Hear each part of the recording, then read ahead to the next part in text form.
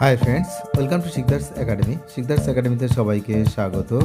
সেই অভিশপ্ত 2016 এসএসসির প্যানেল, সেইটা নিয়ে কেস তো কত চলছে তার কোনো ইয়ত্তা এই মুহূর্তে নেই।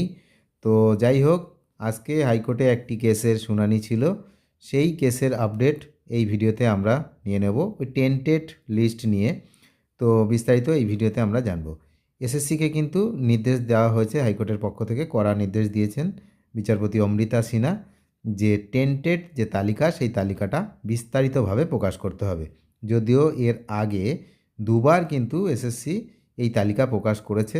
প্রথমে একবার প্রকাশ করেছিল, সেখানে অল্প কিছু ডেটা দিয়ে প্রকাশ করেছিল, তারপরে আবার প্রকাশ করলো। এই 3 নম্বর বার প্রকাশ করতে বলা হয়েছে এবং সেখানে পরিষ্কার জানিয়ে দেওয়া হয়েছে যে এই তালিকাতে কি কি থাকবে, কি কি দিয়ে প্রকাশ করতে হবে। যে 1806 জনের একটি তালিকা প্রকাশ করেছে এসএসসি আগে দুবার, তো এই 3 নম্বর বার ওই তালিকাই প্রকাশ হবে এবং সেখানে বেশ কিছু নতুন নতুন সংযোজন থাকছে। কলকাতা হাইকোর্টের নির্দেশে স্কুল সার্ভিস কমিশন বা এসএসসি ফের একবার বড়সড় চাপের মুখে পড়ল। নিয়োগ সংক্রান্ত মামলার স্বচ্ছতা বজায় রাখার স্বার্থে এবার কমিশনকে বিস্তারিত তথ্য প্রকাশের নির্দেশ দিলেন বিচারপতি অমৃতা সিনহা। 18 নম্বর কোর্টে কিন্তু আজকে শুনানি ছিল। তো যাই হোক, ব্যাপারটা হচ্ছে বিচারপতি অমৃতা সিনহা স্পষ্ট জানিয়ে দিয়েছেন যে শুধুমাত্র একটি সাধারণ তালিকা প্রকাশ করলেই চলবে না, স্বচ্ছতার খাতিরে টেন্টেড বা অভিযুক্ত প্রার্থীদের পূর্ণাঙ্গ বিবরণ জনসমক্ষে আনতে হবে।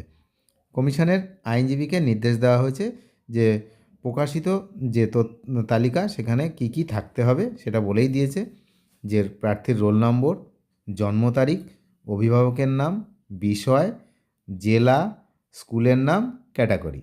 এই পুরো সিস্টেমটা, মানে এই জিনিসগুলো কিন্তু লিস্টে থাকবে, দিয়ে 1806 জনের যে লিস্ট ছিল সেটাকে বিস্তারিত প্রকাশ করতে হবে।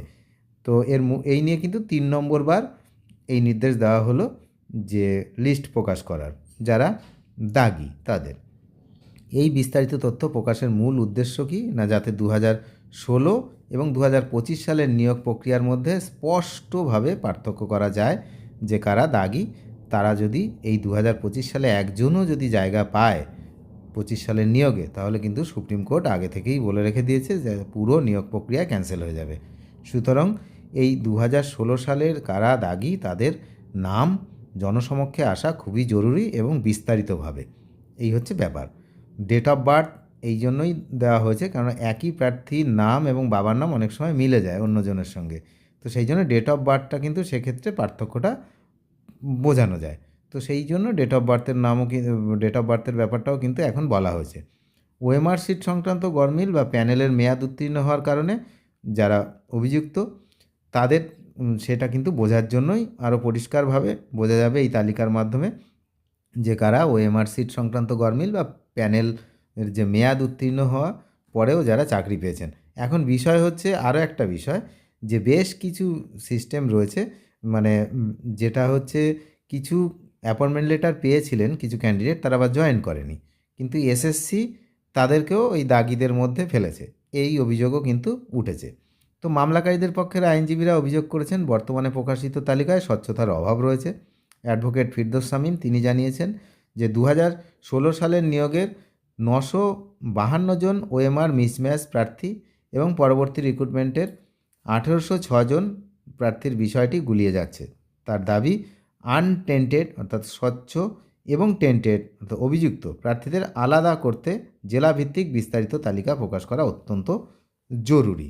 অন্যদিকে অ্যাডভোকেট আলী তিনি কিন্তু বলেছেন যে 2016 সালের এমন অনেক প্রার্থী ছিলেন যারা নিয়োগপত্র বা অফার লেটার পেলেও চাকরিতে যোগদান করেনি, যে কথা একটু আগে আমি বলছিলাম, অথচ তাদের নামও বর্তমান টেন্টেড তালিকায় অন্তর্ভুক্ত করা হয়েছে। এর ফলে ওই প্রার্থীরা চলতি বছরের যে পরীক্ষা বা ইন্টারভিউ প্রক্রিয়া থেকে অন্যায়ভাবে বাদ পড়ছেন। এটা একটি বিষয়, আর এটি কমিশনের একটি বড় ভুল এবং এটাও কিন্তু তুলে ধরেছেন আদালতে। তো সমস্ত কমিশনেরও তারপরে বক্তব্য ছিল। কমিশন কি বক্তব্য করেছে না, শুনানি চলাকালীন কমিশনের আইনজীবী তিনি জানিয়েছেন সিবিআই নির্দেশ মেনেই তারা 1806 জনের একটি তালিকা প্রকাশ করেছেন। তবে 952 জন ওএমআর মিসম্যাচ প্রার্থীর তালিকা প্রকাশের বিষয়ে বিচারপতির প্রশ্নের মুখে কমিশন স্বীকার করেছে যে প্রক্রিয়াটি চলছে এবং শীঘ্রই তা প্রকাশ করা হবে।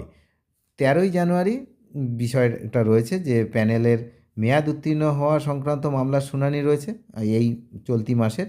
সিবিআই তালিকা অনুযায়ী যারা 31শে ডিসেম্বর বা 31শে আগস্ট পর্যন্ত চাকরিতে বহাল নেই তাদের নামের তালিকাও প্রকাশ করা হতে পারে, এমনটাই কিন্তু জানা যাচ্ছে।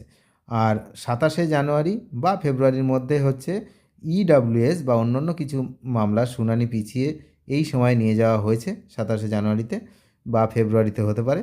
তো এখন এই সমস্ত শুনানির উপরে অনেক কিছু নির্ভর করছে, তবে আপাতত আদালতের নির্দেশ সেটা হচ্ছে যদি কার্যকর হয় যে এই যে ডেটাগুলোর কথা বললাম সেগুলো দিয়ে পূর্ণাঙ্গ একটি তালিকা যাতে প্রকাশ করা হয়, যে 2025 সালের মধ্যে যেন কেউ ঢুকে পড়তে না পারে। 2025 সালের যে নিয়োগ প্রক্রিয়া, এটাই হচ্ছে আদালতের একমাত্র উদ্দেশ্য। এখন দেখা যাক কী হয়, সব কিছু স্বচ্ছভাবে হয় কি না, না হলে কিন্তু এই যে নিয়োগ প্রক্রিয়া সেই নিয়োগ প্রক্রিয়াও এক সময় কিন্তু বাতিল হয়ে যেতে পারে। অনেক ধন্যবাদ শেষ পর্যন্ত দেখার জন্য। চ্যানেলে নতুন হলে নিয়মিত আপডেট পেতে অবশ্যই চ্যানেলটিকে সাবস্ক্রাইব করে সঙ্গে থাকবেন। Thank you.